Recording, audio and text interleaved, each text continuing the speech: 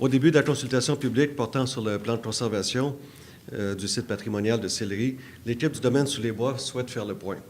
D'une part, pour mettre la table de façon très concrète aux discussions qui s'amorceront demain. D'autre part, aussi pour présenter aux citoyens de Sillery et à la population ce qui, à nos yeux, constitue un projet de développement exemplaire. Avec ce projet, nous souhaitons démontrer qu'une ville, qu'un quartier peut évoluer et se développer, et ce, sans perdre de vue ses racines, son histoire et son identité.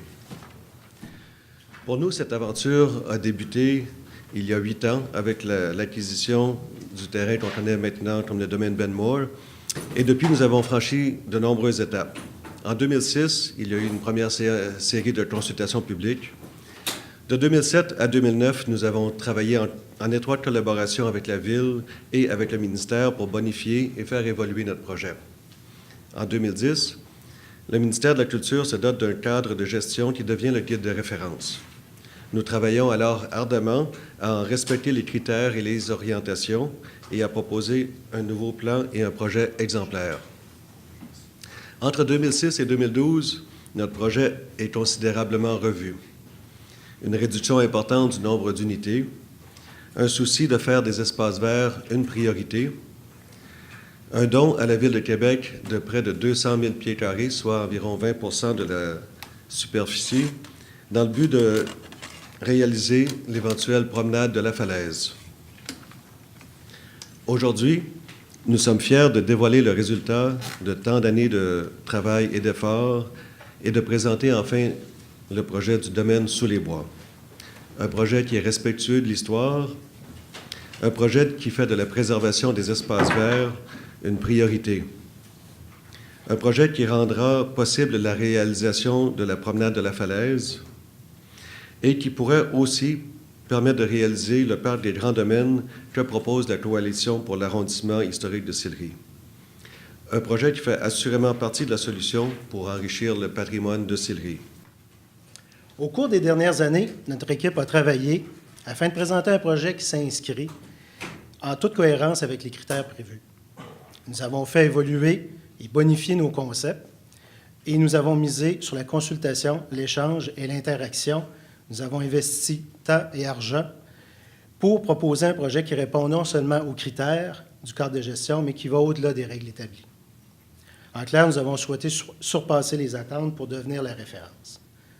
Pour ce faire, nous avons tenu compte des documents d'analyse suivants. On avait le cadre de gestion, on a aussi tenu compte du PPU citoyen qui est sorti en janvier 2011, et beaucoup d'autres documents, dont des évaluations historiques et patrimoniales qui avaient été faites par la Ville et le ministère de la Culture, des caractérisations de l'arrondissement et aussi des recherches historiques qui n'étaient pas faites encore, qu'on a fait avec nos équipes d'architectes. Donc, ici, présentement, on a la maison Michel Sarrazin, le domaine Benmore qui est situé ici. On a ici la villa Sous les Bois et le collège de Jésus-Marie. L'aréna, que tout le monde connaît, le jardin communautaire, l'église Saint-Michel de Sillery. Donc, on a le fleuve Saint-Laurent qui est la partie ici en bas et le chemin Saint-Louis qui est la partie en haut ici pour que tout le monde se positionne bien sur le site. Donc, au début, il faut comprendre que le domaine Benmore, la partie complète du domaine Benmore, c'était tout ce terrain qui est ici. Et au fil du temps, les Sœurs de Jésus-Marie ont acheté les terrains sur cette partie-là. Donc, les Sœurs de Jésus-Marie avaient l'entièreté du terrain, incluant l'aréna, la partie ici de l'école et la partie ici. Donc, tout ça était leur propriété.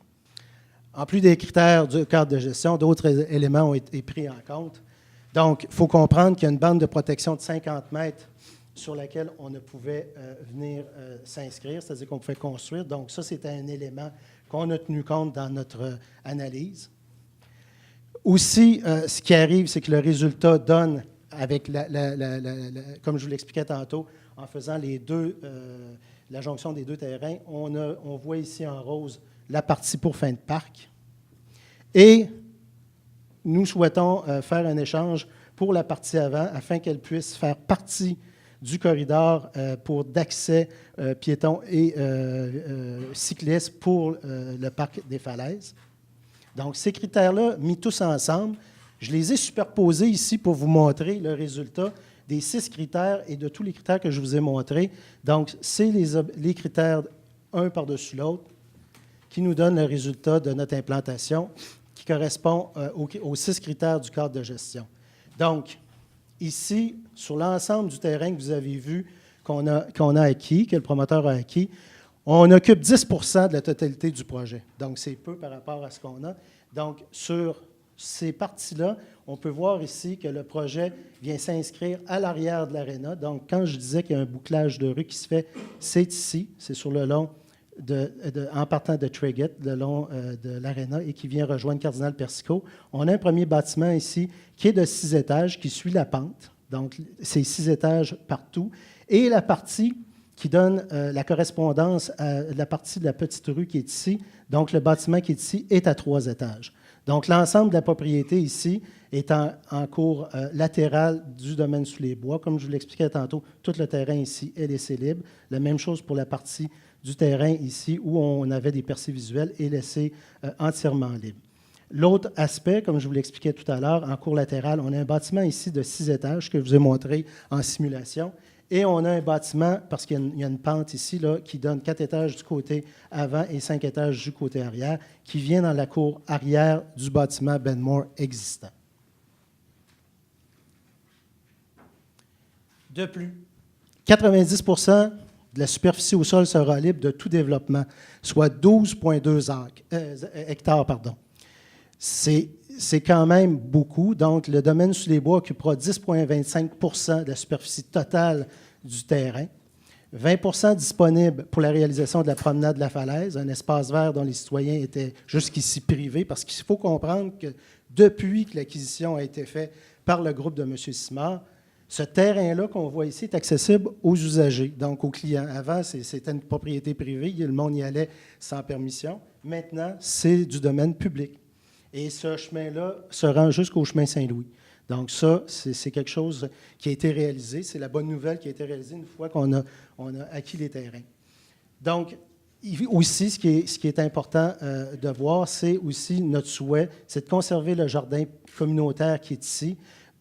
Peut-être qu'il sera ailleurs sur le terrain, on ne le sait pas encore, mais notre souhait, c'est de l'agrandir. Les gens du jardin ont été rencontrés. Dans un développement comme on a ici, c'est certain que ça, c'est quelque chose qui est vraiment un gagnant-gagnant pour les gens qui vont venir habiter le secteur. Donc, pour nous autres, la priorité était de garder ce jardin-là. C'est une activité qui est en pleine effervescence et que le monde aime faire. Donc, notre projet est clair, un projet respectueux de l'histoire du patrimoine qui rendra fiers les gens du quartier. Notre équipe propose un projet en parfaite symbiose avec le cadre de gestion, tel que je vous l'ai démontré. Cet outil de référence que s'est doté le ministère en 2010.